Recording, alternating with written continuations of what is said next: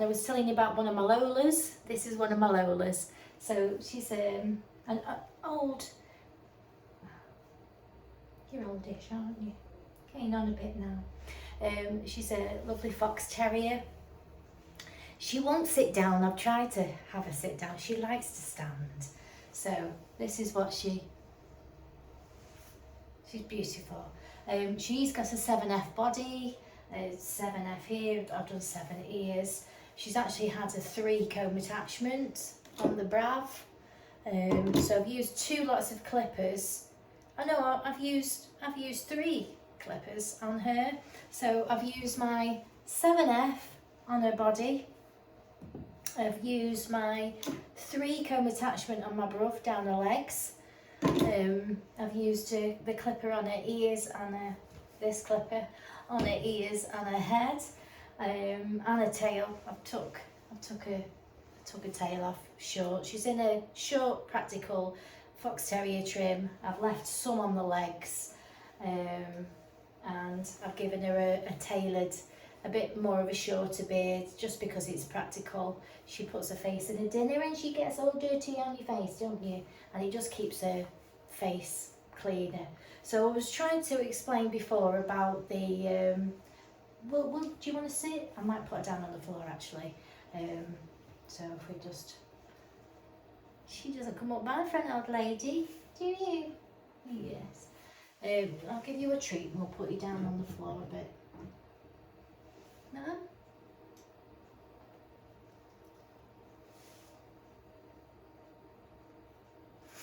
Oh, we don't want it. We don't want it. So I'm going to put Lola down on the floor. Put you down on the floor. You can have a wander. In actual fact, I'll open the back door and let her go out. She's telling me. Where are you? Where are you? There you go. You're a beautiful girl. Are you going out for a wee? Go on then. Go for a wee. You want a wee? Or you want a treat now? Here, you want this? You take one now when you're not off the table. Oh, see you. See you. Oh, we'll take it because we're not on the table. Good girl. It's very wobbly, I have to watch. Sorry about my hair today. So, we're talking lengths. Like I was saying before, trying to reassure the customer that, you know, obviously we don't want to take them short. Sometimes it is necessary for their comfort and just to start again. It's damaged a lot of the time, you know, even if you saved it, the coat's damaged and it just needs coming off and starting again. You know, in your own hair, you know, it'll get to a certain point, and if you don't have a trim, you know, you end up having loads cut off because it's just got out of condition. It's the same with the dogs. So, the blade wise, for the snap-on blades, like I was saying, generally, I use, these are the blades that I use on my clipper. Actually all the ones, so I'll use a 10, a 7, a 4, a 5 and a 3. Now these ones you'll notice actually on the picture are skip tooths, so they're not a full tooth blade on here, but I use full tooth blade. I don't use skip tooth. I have got them and I don't like them. Look at that. Is that not scary? Yeah. So I really stick away from those. They're not my thing. I've got some, but they belong to my mum and I never actually bought my own. She's an old school groomer and she liked the skip tooth blade. I didn't like them. I like the full tooth. So full tooth as in you can see they're all the same along the top there. So ignore the fact that these look like skip tooth. We're just going to talk about the full tooth length. So you can see that the 10 is extremely short. So, you know, just to give us some comparison, when you see a poodle's face short, they're generally, they're generally done on a 10. a 10 or a 15, and some people actually, you know, in the show industry would use a 30 blade, but their skin is used to it. I wouldn't put a very short blade on a face that is not used to that blade on a regular basis. So I always err on the side of caution, and I always do a longer one.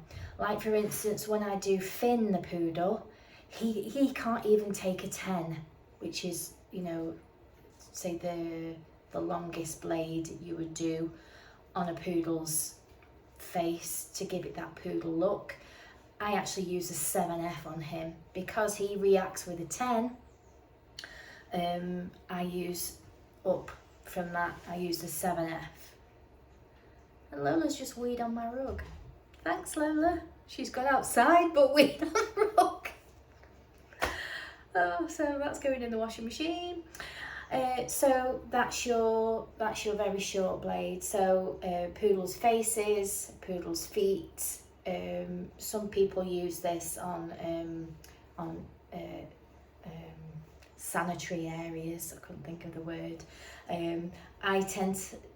I sometimes use a 10, depends on the dog, but I have been known to use a 7F as well, only because I'm a bit more experienced, and I don't like to, I'm not a fan of putting really short blades on sensitive areas, because I just find that it just can cause them to react. It's not like, you know, we might shave our armpits every time we get in the bath, but we're washing more regular. The dogs are not used to that. It's just my personal preference. But most of the time people use the 10 in the sanitary areas. And then we're going up to a 7F. So 7F is what Lola's had on her body today, isn't it? You come back for another treat. I shouldn't really reward you for weeing on my rug, but I'll let you have one because you're cute. So she's on a 7F. So that's a general short blade that we use. It's short but not too short. I generally, like if I'm doing my short all off spaniels,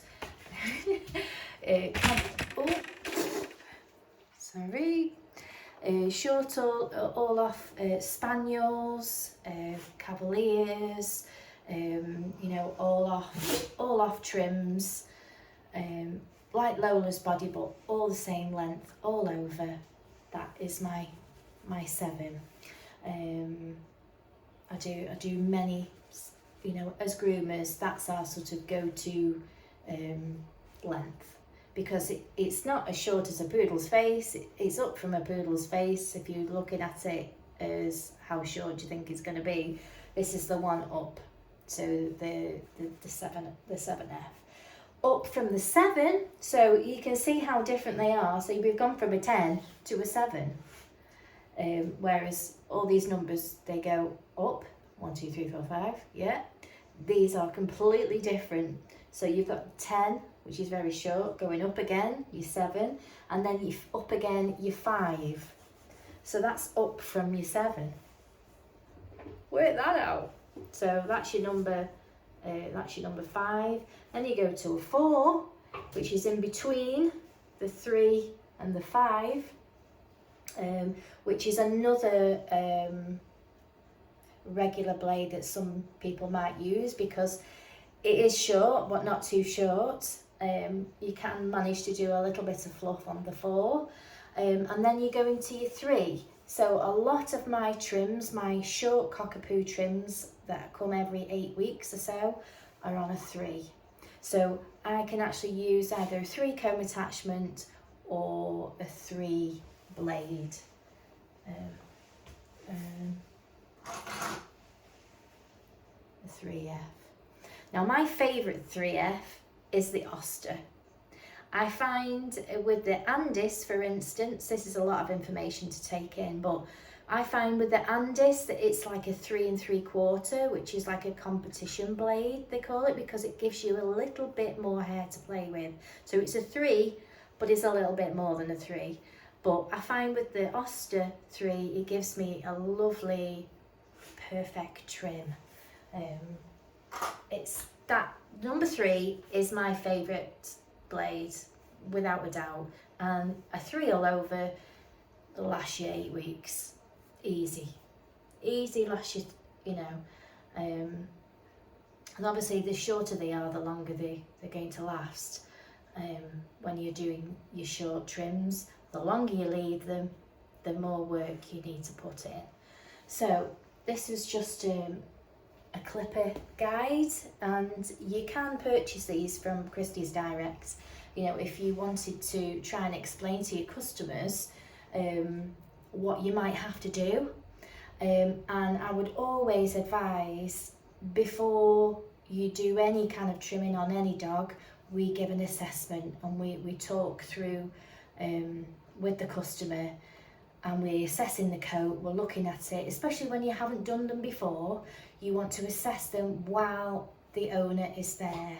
You know, the beauty of my old salon and this salon is it's open, so I can pop the dog on the table and I can feel through, or while I'm talking to the customer, I'm explaining.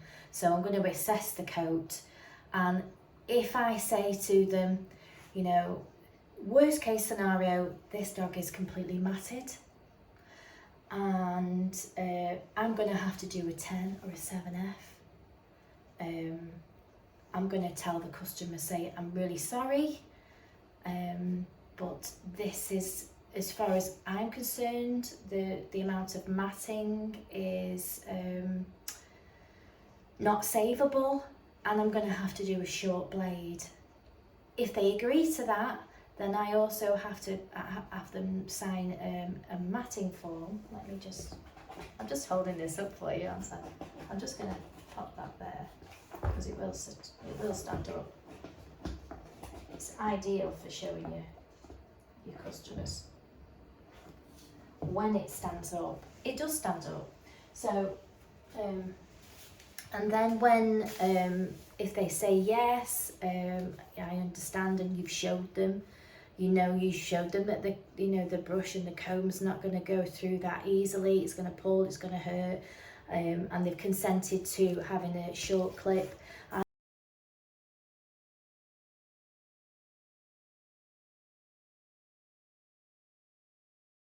I asked them to read this, and obviously it outlines the possibilities of what can happen when you're clipping matted coats, which you can go into another time.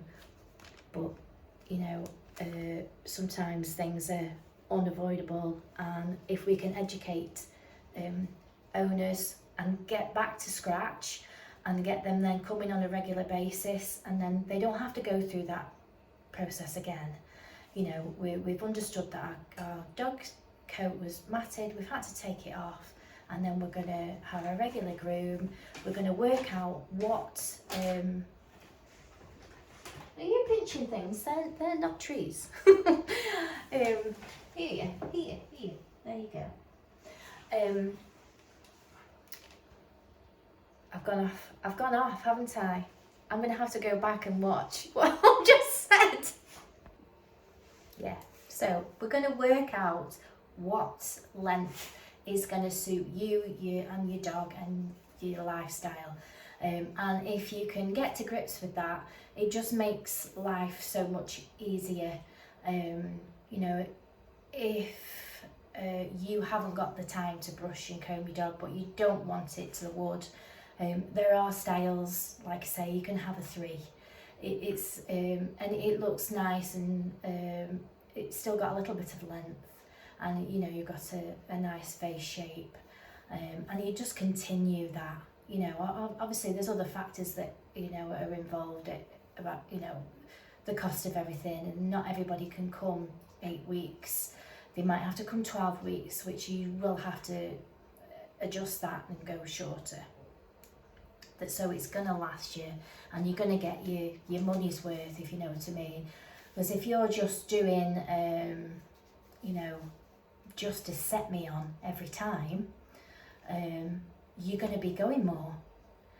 So, you really need to look at a full groom, whatever length you choose. So long, 4 weeks, bit shorter, 5 weeks, 6 weeks, you know, shorter trims, 8 weeks, really short trims, 12 weeks. And just manage it like that, and you'll find that you know you haven't got the outlay all the time, because if you just go in and saying, because you're terrified of having your hair, you know, the hair cutting off, and then what happens is it just has a set me on, a bath and a tidy, to the point where it gets matted, it gets out of hand, and you can't have that bath and tidy anymore. You've got to go down to the wood, it's got matted, you might have extra charges, because you know it takes extra time, extra skill, and obviously more wear and tear on our blades and our clippers. That's why you come to a professional groomer, because we have all these this equipment to hand. You know, it isn't cheap, and Lola's mum's come, bear with me. So there you go, I just had to have a bit of a clean. That bothers me then, it's dialing like he just does. Oh God. So Lola's gone, and I've just had a bit of a clean, and it's Lola's birthday tomorrow, and she's 13, so happy birthday to Lola. She's been coming a long time actually. She must have been coming to me for 8 years. She was an ex breeding dog, so yeah, she's a stunning dog. I'm not sure if she was shown or not, but she does stand lovely on the table. She won't sit down, she's so used to standing on the table, but she obviously retired with this lovely lady that, and Lola comes every, I think, 10 weeks, between 10 and 12 weeks. Lola comes, obviously short body, little legs, short beard, practical. So yeah, so I was saying about the equipment. I mean, my Heiniger, I mean, you're talking £300 easy. The smaller clippers, you know, you can get these relatively cheap, saying cheap, that's still £100 worth of investment. And also you've got to maintain your clippers. We have to maintain them as well. So because it's like anything, if we don't look after it, it's not going to work. So that includes replacing batteries so that they're charging properly, such like cleaning them, oiling them, looking after the blade drives, and just, you know, when you send them out, they do open them up and they might clean inside them as well, because sometimes hair and stuff gets built up inside. So yeah, as a professional groomer, my clippers are really important to me. I'm not using cheap clippers that I might have bought from, say, a place called Argos, for instance, or you know, something that we've not really paid more than, say, £30 for, with plastic cutters that go over the very short blades.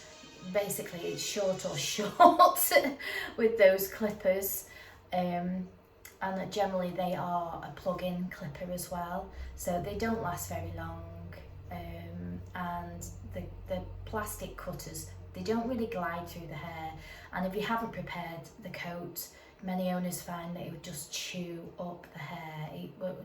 You know, many came, you know, tried to do it over lockdown, and they ended up with sort of very choppy haircuts and things like that. I tried to do a few videos over lockdown actually, things that they could do while they, you know, brushing and combing and keeping their coat loose to keep them cool, because it was quite warm at some point over lockdown. So, you know, that I don't recommend sort of home use clippers. They might be good for certain things like inside feet and things like that, but when you're starting to put the combs on and you want to cut it down, to cut the length down, unless it's been really well prepared, you're not really going to get a very successful groom. So if you are going to think about doing your own dogs, you really need to look into buying some really good equipment, some blades, some, you know, if you're going to use, say, comb attachments because you want to keep them longer, you probably have to invest a little bit more money in them. They might just, the home ones, you know, might do a little bit, but it really takes a lot of practice, and there's a lot of effort that goes along with getting them ready to be able to have a clipper blade on them. So, I would definitely, if you're thinking about doing your dog's hair on a regular basis, you really need to learn how to, oh, my battery. You really need to invest in the type of clipper that you're using. You can go to Crufts, and, you know, if you're looking into doing your own dog yourself, go to Crufts and having a look at all the clippers, and you know, and then working out what length you like your dog, and looking at maybe your breed, what the actual breed standard for that dog is, if you want to keep them like that, or if you just want to keep them short. There is so much, you know, but obviously your clippers are really, really important. So we need to learn as well how to hold them as well. So not only need to find one that suits us for the job that we need it to do it for, but to hold them correctly as well. So like I say, clippers are a personal preference. Like for instance, I like my Heinigers, for instance. So personal preference, whether you have them with a cord or without a cord. Obviously, where you hold them, you know, just balancing out the clipper, because you want to be able to make sure that we're holding them. Now, we're not doing this. We're not like, how do we say, or we're not doing this. Right. So we need to hold them nicely in our hands with your thumb on top, and we're just gonna do it in a nice motion, using the blade flat on the skin and cutting nice long strokes. We're not gonna stab it in the dog. You know, sorry YouTube. we're gonna do nice long strokes going with the coat. So unless you're reversing, which is a different thing, we're not talking about that today, but generally we're going with the coat. So yeah, so your thumb on top, you're holding them nicely, and yeah, we're not doing this, we're not doing this. So we need to make sure that they're nicely balanced in your hand. If you notice, well, you know, we're using them nicely. So, you know, we're not grabbing them, and we're not doing this. We're doing this. So nice long strokes, and always with respect and caution, especially when we are clipping matted areas. If you know, you're cutting through matted coat, you need to make sure that you're underneath that mat and you're flat to the skin. Trying to cut through the actual mat is very dangerous. You know, pulling mats out and trying to cut that's not going to work. You need to hold, it needs to be flat on the contour of the body, following the skin line. You can't use these to cut through a mat itself. It's from the skin on and off, if that makes sense. And if you are doing a grooming course, you must be shown how to hold them properly, how to use them. You must be shown the blades, cutters, everything.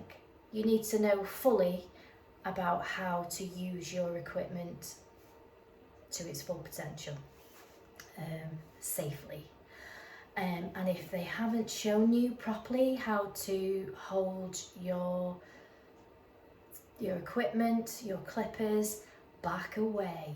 I saw a terrible post on another groomer's personal page, and they are an actual grooming training business, very, very well respected, and they've had a few students that have, I'm not going to say any names, I'm just going to tell you lightly about this situation.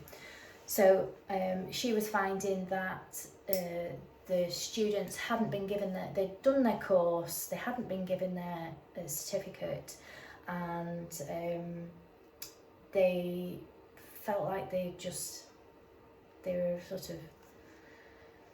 needed more help. So she's had discussions with them that not only have they not got their certificates to prove that they've done this training, but they weren't able to hold clippers properly, and one training centre actually hit the dog with the clipper on the dog because it wasn't doing what it was meant to be doing.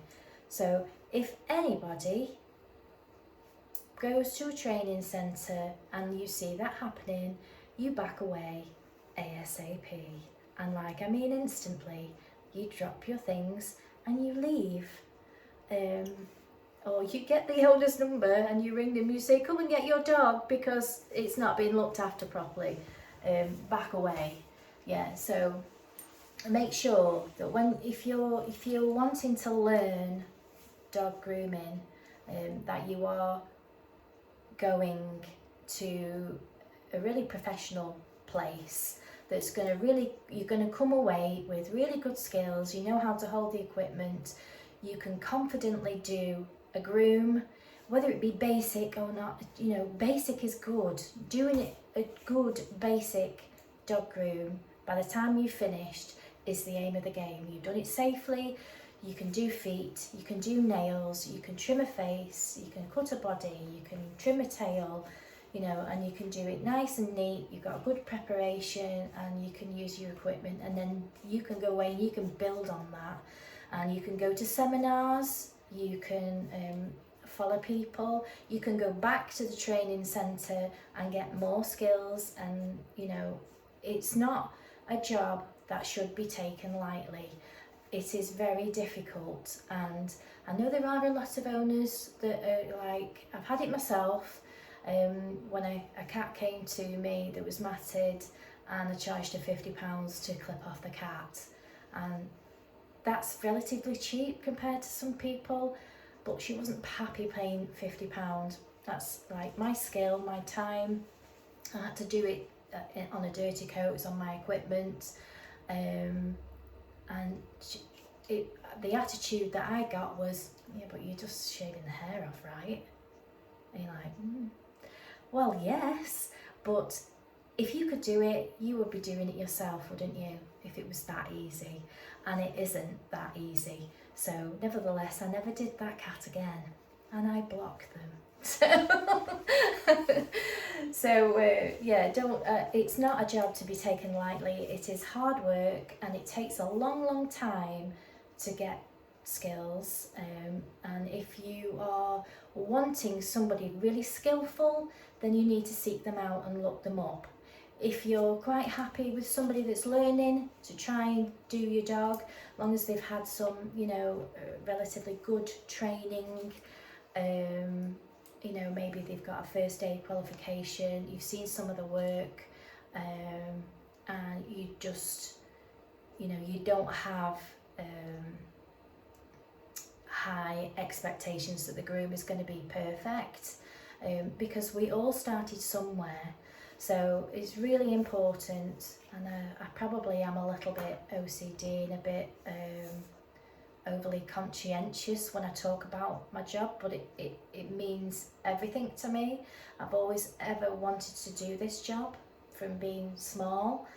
I never did well at school, but I really like this, and I like all as long as I've been doing it 30 years or more, I don't know everything, but I know that I'm doing it safely, kindly, and you know, my business shows that because I've got regular clients that book in with me, to the point now where I don't have to seek out new people. I have a waiting list. So it takes a long time to get to that stage. So people need to be respectful that we all start somewhere, and if you are going to a relatively new groomer, there's somebody out there. Oh, she's there. Oh, it's one of my clients. She's just telling me that somebody else is dropping the dog off on Friday. That's little Ivy. You remember little Ivy? She was one of my shorts. She was smooth. She likes it nice and smooth. And I did a smooth operator. And it went completely bonkers. It was like 41k likes or something, or views or something like that. So I've forgotten what I was talking about as well. But yeah, it's like I say, I might be a little bit OCD for some people, but this, you know, it's not just a hobby. This is my livelihood, and my customers just arrived. So a lot of talking today. I do apologise, lots of talking. The girls have been out for their wees and their number 2s, so I'm going to get cracking with them. But yes, I don't take my my job lightly, even as a basic practical pet groomer. I don't take my job lightly. I like to put a lot of effort in it, and you know, Rome wasn't built in a day, and if you're a new groomer, it's going to take time for you to build all your skills, and sometimes you know, you can walk away from a grooming course and not feel like you're fully ready